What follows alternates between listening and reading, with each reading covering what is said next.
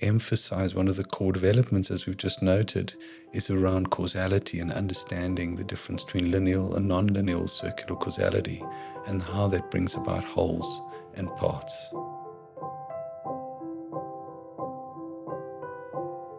It's good to be back with you again here in our studio and to really have a look further at all of the important things that we've discussed so far. Yes, it's great to be here. Yes. So I think, just recapping a bit on the last time. So the last time we really started to have a look at wholeness and understanding then that the whole is other than, not better, not just different, it's other than the sum of its parts. Yeah.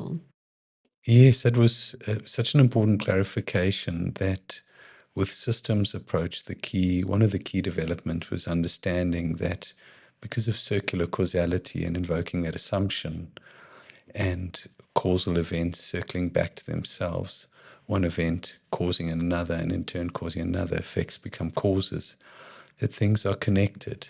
And so how you and I relate when we together, for instance, may be different to how we relate when we're on our own. So there's a quality of wholeness that emerges through our interaction, through our relationship, that is different to us as parts. And hence the idea that in systems, the whole is other than or different from the parts and the sum of the parts. It really is different. Yes. I remember the last time we left it off by saying, so is systems just another name for the interactional approach? Or is the interactional approach just a different name for the systems approach? And you left us with a yes and a no. So I'm curious. Yes, it was a tricky question. The question that you asked is really one that clarifies, it's a very important one, and it clarifies the development in the field. The focus in the systems approach and the understanding of looking at the interaction, the relationship between the parts, led to a development, and just by way of emphasis, focusing on interaction. And so within one way, yes, interactional approach is exactly the same as the systems approach. But in another way, it's not exactly. Reason being is that the systems approach emphasize one of the core developments, as we've just noted, is around causality and understanding the difference between lineal and non-lineal circular causality and how that brings about wholes and parts. And that was a phenomenal development in the field. It enabled us to look at things very differently, to look at things as a whole, to understand interdependence. And this was it just enabled new ways of understanding, say, for example, schizophrenia, all sorts of challenges. And so this was a phenomenal development. But one of the challenges here then became, well, is there more that can be applied? And especially when we start looking at interaction, what about this? And so the interactional approach is very much part of the systems approach, but it has a very special emphasis. And that relates to something else. And that is the way we observe. When we observe, we can, there are two ways of observing. One is known as, we've noted it before, but just returning to that, is the intrapsychic perspective. And the other is if you think of it as intra meaning within, intrapsychic, the other one is the interpsychic approach. So it's what is occurring between. So intra, within, psychic, mind. So within mind, subjective processes, and interpsychic, between psychic mind. So between minds, what's happening between us. And so the interactional approach places a very special emphasis on observing interaction. So not just how we are related circularly and wholeness, but also in terms of looking at what are we observing. And with the interactional approach, we limit what we're observing to what is occurring between us, what's observable, our behavior. So it's interpsychic. So this is it's a very exciting development in the field, because what happens with this approach is that if you just consider, as we've noted and we've chatted about before, all intrapsychic processes, things that we infer about what's happening about another's mind, are all speculative. They're valuable and can be really helpful, but they're speculative. And it's always just, can only be based on behavior, unless there's something we don't know about in terms of ESP or mind reading. So it always involves observing another's behavior, and then upon the observation of their behavior, then speculating about subjective processes which we think are happening in their minds, be it conscious or unconscious. But what the interactional approach says, just let's hold it for a moment. What if, when we are observing, we just limit to our observation what can be observed, what's tangible, what's the behavior, the communication, without inferring?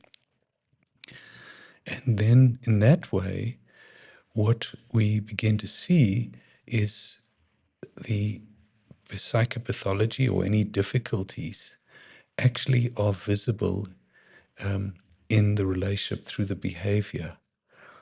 And when that behavior and that interaction is not effective for a particular context, or inappropriate, if there's something that's missing, then the hypothesis is, or the understanding is, that symptoms will emerge in one or both, or whoever's part of that interaction. And so actually, in the interactional approach, psychopathology becomes very visible. We can actually see it. We can describe it. And that's very exciting. That's extremely exciting, because it actually makes it tangible, and it makes it one therapist and the next therapist and another therapist can see the same thing. Right. What you've noticed, something very important relating to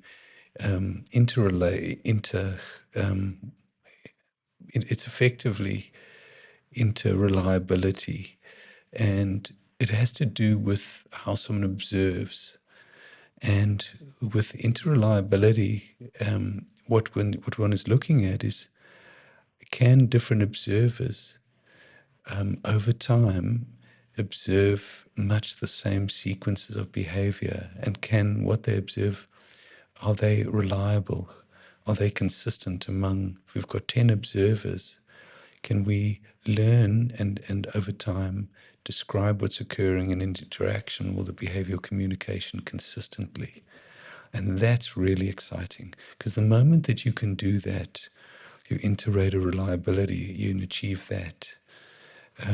That means that now psychopathology is not only visible, but it's something that can be systematically and reliably identified and worked with.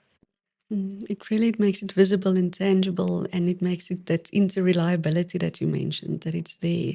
Yeah. And that's amazing to have that, because, like I say, from the intrapsychic, it's valuable and it's extremely important assumptions. But it can be different from one therapist to another therapist, depending on what you've experienced and how you see it, and your context as well. Yes. So being able to have it the same over and over again, it really brings a very different element to it. Yes, it does. And I think I got a bit tongue-tied earlier, because it is interrate reliability. And that really, what we're starting to look at is trained observation. Can we observe in a trained way? Much like when we look under a microscope, if someone is trained as a biologist, how do those shapes emerge? What do they see? What are the characteristics? What does it tell us?